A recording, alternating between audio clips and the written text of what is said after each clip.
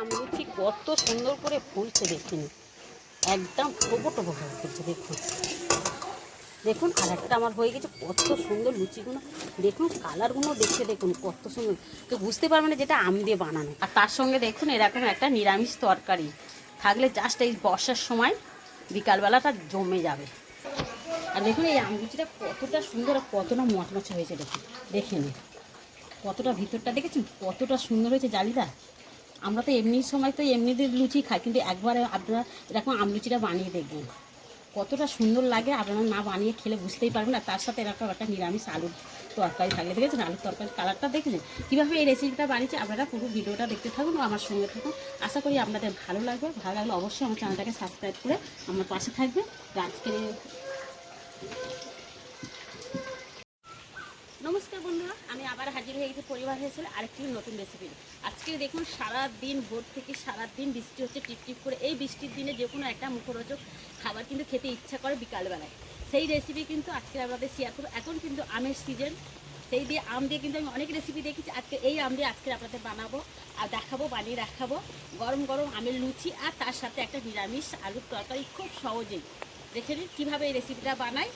আপনারা পুরো রেসিপিটা দেখতে থাকুন, আমার সঙ্গে থাকুন। আশা করি আপনাদের ভালো লাগবে। ভালো লাগবে অবশ্যই আমার চ্যানেলটাকে সাবস্ক্রাইব করে আমার পাশে থাকবেন আর বন্ধুদের সাথে প্রচুর প্রচুর শেয়ার করে দেবেন। চলুন শুরু করা যাবে। দেখুন এখানে আমি আম দুটোর পিউরি বার করে নিয়েছি। এবার এক সাইডে রেখে দেব। দেখুন এখানে একটা ডেক্সি বাটি নিয়েছি। এবার ময়দাটা মেখে নেবো। এবারে পরিমাণ মতন আমি নিচ্ছি ময়দা। আপনারা আপনাদের পরিমাণ মতন ময়দাটা নিয়ে নেবে।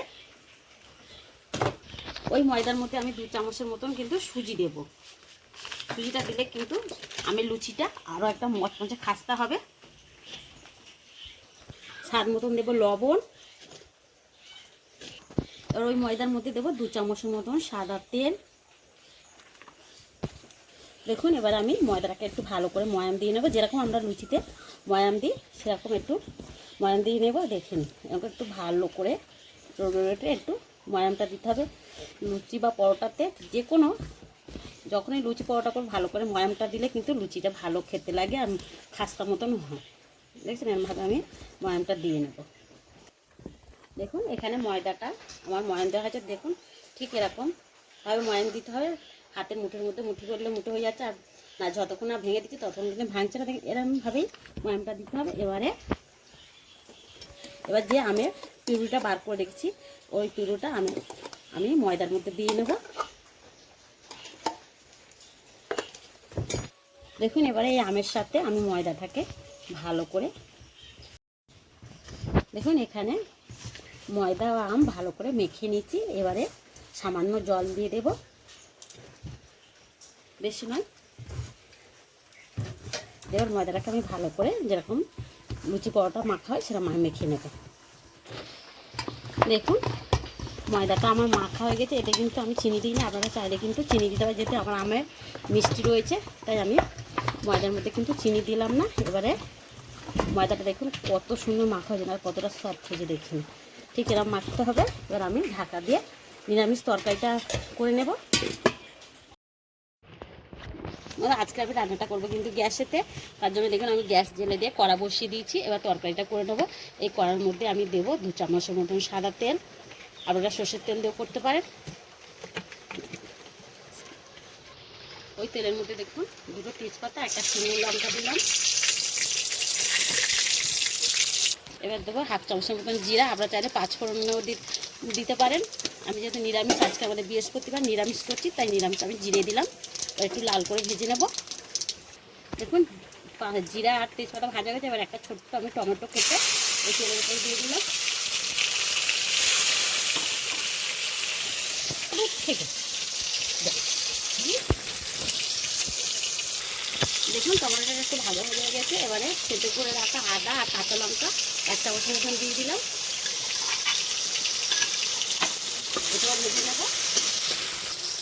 দেখুন সব কিছু ভাজা হয়ে গিয়েছে। এর মধ্যে কিছু মশলা দেবো।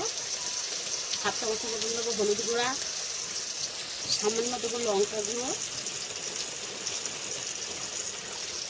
সামান্য দেবো চিনি, 1 চামচের মতো লবণ আর সামান্য জল দিয়ে একটু কষে নেব মশলাটা। মশলাটা আমার কষা হয়ে গেছে, তেল ছেড়ে গেছে, দেখেছেন? দেখুন এবারে আগেরকে আমি আলু কিছুটা সিদ্ধ করে রেখে দিচ্ছি। দেখুন এবারে হাতে করে ভেঙে ভেঙে একটু আমি এরকম দিয়ে দেবো। দেখুন না, এবার দেখুন মশলার সাথে আমি ভালো করে আলুটা কষে নেব। দেখুন কষা হয়ে গেছে, এবার আমি পরিমাণ মতন জল দিয়ে দেবো। দেখুন এর মধ্যে আমি দেব ভাজা মশলা গুঁড়ো হাফ চামচের মতন, এতে রয়েছে ধনিয়া জিরে, হাফ চামচের মতন দিলাম গরম মশলা গুঁড়ো। দেখুন দিয়ে এবারে নেড়ে চেড়ে আমি নামিয়ে নেবো। দেখুন তরকারিটা খুব সুন্দর হয়েছে, খুব সহজে কিন্তু 5 মিনিটের মধ্যে আলুটা সিদ্ধ করা থাকলে দেখুন তরকারিটা দেখেন কতটা সুন্দর কালারটা দেখেছেন। নিরামিষ দিনের কিন্তু এরকম একটা তরকারি থাকলে বাচ্চা থেকে বড় কিন্তু খুব ভালোবেসে খাবে। দেখুন এবার নামিয়ে নেব। দেখুন কালারটা দেখুন। দেখুন এবার ময়দাটা আমি তরকারিটা নামিয়ে ময়দাটা দেখতে এসেছি। দেখুন ময়দাটা এবার একটু মেখে নেবো। দেখুন ময়দাটা আমার মাখা হয়ে গেছে। এবার ময়দা থেকে আমি লেচি কেটে নেবো, যেরকম লুচি হয় সেরকম সাইজে আমি কিন্তু লেচিগুলো কেটে নেব। দেখুন আমি এরকম সাইজে লেচিগুলো কেটে নেব। দেখুন লেচিগুলো আমার সব কাটা হয়েছে, এবারে একটা করে নেব আর গোল করে নেব। আমি ডলুনির মধ্যেই দেখুন গোল করে নিচ্ছি, সব কটা এক সাইজে গোল করে নেব। দেখুন এখানে একটা লেচি গোল করে নিচ্ছি, একটু তেল মাখিয়ে নিলাম। এবারে আমি বেলে নেব লুচির মতো। দেখুন এদিকে আমি এক থালা লিচি বেলে নিয়েছি। দেখুন আমি কড়াতে তেল বসিয়ে দিয়েছি, তেলটা আমার গরম হয়ে গিয়েছে। এবারে আমি একটা করে আমের লুচি ছেড়ে দেবো। দেখুন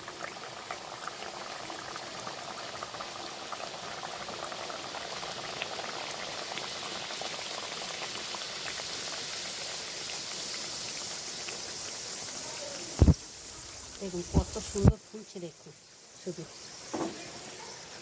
দেখেছেন। এবারে উল্টে দেবো।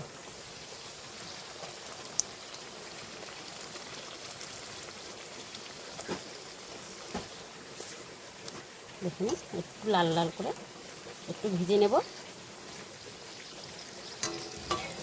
দেখুন একটা ভাজা হয়ে গেল, আর একটা দিয়ে দিচ্ছি, একইভাবে ভেজে নেব।